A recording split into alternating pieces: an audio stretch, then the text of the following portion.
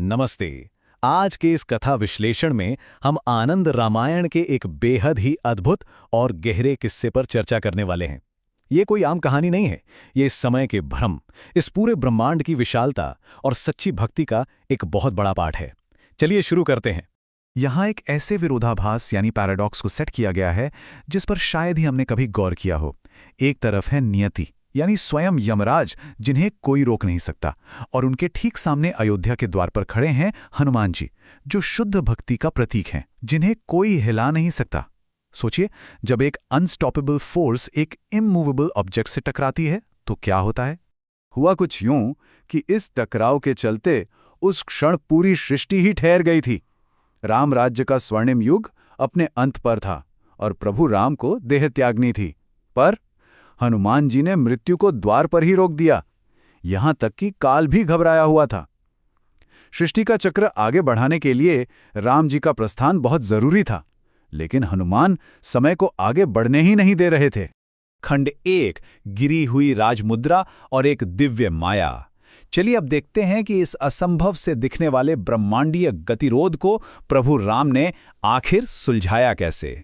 देखिए, राम जी अपने ही सबसे बड़े भक्त से युद्ध तो कर नहीं सकते थे, है ना, और हनुमान प्रेम के आगे कोई आदेश नहीं मानते। तो यहाँ राम जी ने एक बहुत ही कमाल की लीला रची। सभा में बैठे बैठे उन्होंने जानबूझकर अपनी राजमुद्रा यानी अपनी अंगूठी संगमरमर के फर्श की एक ऐसी दरार में गिरा दी जो लगभग अदृश्य थी, और फिर हनुमान जी से कहा कि जाओ उस अंगूठी को निकाल लाओ। अब प्रभु का एक वचन हनुमान के लिए तो ब्रह्मांड के नियम जैसा था। उन्होंने बिना सोचे अपना आकार एक मधुमक्खी से भी छोटा कर लिया, दरार में घुसे और नीचे चलते गए, और बस चलते ही गए। उन्हें लगा होगा कि बस महल की नींव तक ही तो जाना है, लेकिन सच्चाई ये थी कि वो पृथ्वी की गहरी चट्टानों और अनगिनत परतों को पार करते हुए सीधे प्राचीन नागलोक में जा गिरे। ये मानव लोक से सच में बहुत लंबी यात्रा थी। खंड 2, प्राचीन नागलोक और मानव समय से परे की एक यात्रा। यहां से हम एक ऐसे लोक में प्रवेश करते हैं जहां समय बिल्कुल अलग ढंग से बीतता है। नागलोक का जो माहौल था ना, वो काफी रहस्यमयी था। सूरज की रोशनी वहां कभी नहीं पहुंचती थी। उजाला कहां से आ रहा था? सिर्फ विशाल नागों के फनों पर जड़ी मणियों से, जो एक अजीब सी नीली, हरी और सुनहरी रोशनी बिखेर रही थी। वहां एक ऐसी गहरी खामोशी थी जैसे सदियों का, युगों का भारीपन उस हवा में तैर रहा हो। हवा में गंधक और बिजली की एक ऐसी महक थी जो साफ बता रही थी कि हम अब मानव समय और नियमों की दुनिया से बहुत आगे निकल आए हैं। और इसी शांत गहराई में हनुमान जी की मुलाकात होती है नागों के राजा वासुकी से। वासुकी की आंखें ऐसी लग रही थीं मानो तरल समय के दो गहरे सरोवर हों। उनकी वो सदियों पुरानी शांत दृष्टि आगे आने वाले एक बहुत बड़े रहस्य के लिए एक परफेक्ट स्टेज सेट करती है। तो हनुमान जी पूरे आत्मविश्वास के साथ वासुकी से कहते हैं कि वो प्रभु राम की गिरी हुई अंगूठी लेने आए हैं। पर हैरानी की बात ये थी कि वासुकी को बिल्कुल आश्चर्य नहीं हुआ। उन्होंने बस अपना विशाल मस्तक एक दिशा में झुका दिया, और यहीं पर एक ऐसा असंभव सवाल सामने आता है जिसने हनुमान जी को भी बिल्कुल दंग कर दिया। प्रभु राम की अंगूठी आखिर है कौन सी? खंड 3, अनंत अंगूठियों का पर्वत और ब्रह्मांडीय रहस्य। अब बढ़ते हैं इस पूरे विश्लेषण के सबसे चौंकाने वाले मोड़ की तरफ। वासुकी के इशारे पर जब हनुमान जी ने गुफा के बीचों बीच देखा तो वहां कोई एक आम अंगूठी नहीं पड़ी थी। वहां एक पूरा का पूरा पर्वत खड़ा था। उस हल्के अंधेरे में सुनहरी चमक बिखेरता हुआ यह विशाल पर्वत किसी पत्थर या मिट्टी का नहीं, बल्कि पूरी तरह से सिर्फ और सिर्फ अंगूठियों से बना था। यह दृश्य सच में किसी के लिए भी अकल्पनीय हो सकता है। जब हनुमान जी उस पर्वत पे चढ़े और उन्होंने एक अंगूठी उठाई तो उन्हें थोड़ी राहत मिली। क्यों?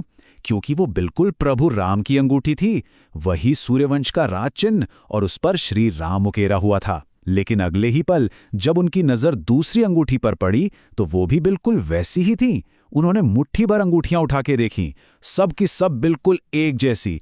हर एक अंगूठी उस गिरी हुई राजमुद्रा की एग्जैक्ट कॉपी थी।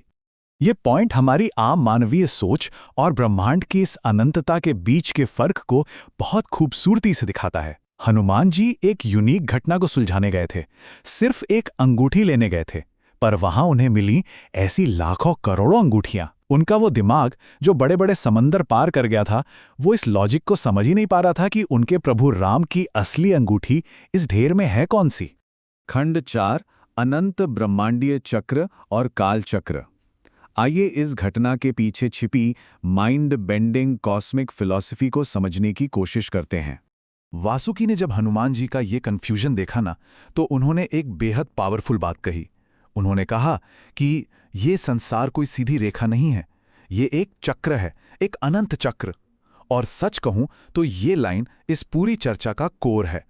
हम इंसान हमेशा समय को एक स्ट्रेट लाइन में देखते हैं, पास्ट, प्रेजेंट और फ्यूचर, पर वासुकी हमें इस यूनिवर्स की एक बिल्कुल अलग रियलिटी से रूबरू करवाते हैं। ब्रह्मांड का ये महाचक्र कुछ इस ढंग से काम करता है। युगों युगों तक यूनिवर्स जन्म लेता है, फिर बहुत लंबे समय तक ये चलता है, अपनी लाइफ साइकिल पूरी करता है, फिर नष्ट हो जाता है और फिर से बिल्कुल नए रूप में जन्म लेता है। एक नेवर एंडिंग लूप, एक ऐसी प्रक्रिया जो बार बार अनंत काल तक रिपीट होती रहती है। इसका मतलब पता है क्या है? इसका मतलब यह है कि हर एक कॉस्मिक साइकिल में रामायण की ये कथा घटती है। हर साइकिल में एक राम जन्म लेते हैं और उनका प्रस्थान करना भी तय होता है। हर साइकिल में एक हनुमान द्वार पर पहरा देते हैं ताकि मृत्यु अंदर ना आ सके, और हर बार उनका ध्यान भटकाने के लिए राम जी को अपनी अंगूठी गिरानी पड़ती है। सोचिए, उस पर्वत पर मौजूद हर एक अंगूठी समय के एक पूरे साइकिल को रिप्रेजेंट करती है। यानी हनुमान जी इस दुख में अकेले नहीं हैं, उनके जैसे अनंत हनुमानों ने इस वियोग को महसूस किया है। खंड 5 भक्ति, परम वैराग्य और भौतिक रूप का मोह त्यागना। आइए अब इस कथा के सबसे डीप और इमोशनल कोर की तरफ बढ़ते हैं, जहां हनुमान जी को एनलाइटनमेंट प्राप्त होता है। अब जाके हनुमान जी को ये रियलाइज होता है कि वो अंगूठी का गिरना कोई इत्तेफाक नहीं था, वो तो एक संदेश था। प्रभु राम बिना कुछ कहे उन्हें ये समझाना चाहते थे कि बदलाव आएगा ही आएगा। समय की नदी को बहने देना ही ठीक है, उसे जबरदस्ती रोकना या किसी फिजिकल फॉर्म को हमेशा के लिए पकड़कर रखने की कोशिश करना बिल्कुल व्यर्थ है। और सच्चा समर्पण क्या होता है, ये हम यहां देखते हैं। ये समझते ही कि उनका प्रेम, उनका दुख उस अनंत ब्रह्मांडीय संगीत का बस एक छोटा सा हिस्सा है जो बार बार गाया जा रहा है, हनुमान जी पूरी तरह से सरेंडर कर देते हैं। उन्होंने जो अंगूठी उठाई थी ना, उसको वापस उसी अनंत ढेर में गिरा दिया, क्योंकि सच्ची भक्ति का मतलब हर बार पकड़ना नहीं होता, कभी कभी जाने देना भी होता है। खैर, वासुकी को शांति से प्रणाम करने के बाद हनुमान जी वापस ऊपर अपनी लंबी चढ़ाई शुरू करते हैं। वो सरफेस पर वापस आते हैं, अपने नॉर्मल साइज में आते हैं। फर्श की वो दरार जिससे वो गए थे हमेशा के लिए गायब हो जाती है, और जब वो राजसभा में पहुंचते हैं तो देखते हैं कि राम जी का सिंहासन बिल्कुल खाली पड़ा है। प्रभु राम अपने मानव रूप को छोड़कर अनंत सागर में विलीन हो चुके थे, पर इस बार सबसे बड़ा बदलाव किसमें था? हनुमान जी में। वो उस खाली सिंहासन को देखते जरूर हैं, पर अब उनके मन में कोई रोना, कोई शोक नहीं था। उन्होंने इस ब्रह्मांड के नियम को पूरी तरह स्वीकार कर लिया था। तो आखिर में इस विश्लेषण से हम क्या सीखते हैं? सच्चा ज्ञान और इनलाइटनमेंट यही है कि हम ये समझ लें कि हम एक बेहद प्राचीन इन्फिनिट साइकिल का छोटा सा हिस्सा हैं, एक ऐसी साइकिल जो हमारे ईगो और हमारे अस्तित्व से कहीं ज्यादा विशाल है। हनुमान जी समझ गए थे कि वो सिर्फ एक गुजरने वाले क्षण को बचा रहे थे, और क्षणों का तो काम ही है गुजर जाना। चलिए इस कमाल के सवाल के साथ आज के इस विश्लेषण को खत्म करते हैं। अगर ये ब्रह्मांड गहरे समय में लगातार रिपीट होने वाला एक इन्फिनिट लूप है, एक चक्र है, तो इस इतने बड़े प्राचीन चक्र में हमारा अपना स्थान क्या है? हम आखिर कहाँ खड़े हैं इस विशालता के आगे? ये सच में एक ऐसा विचार है जो दिनों तक दिमाग से नहीं निकलता। ज्ञान की सुरमार्क यात्रा में साथ बने रहने के लिए बहुत बहुत शुक्रिया।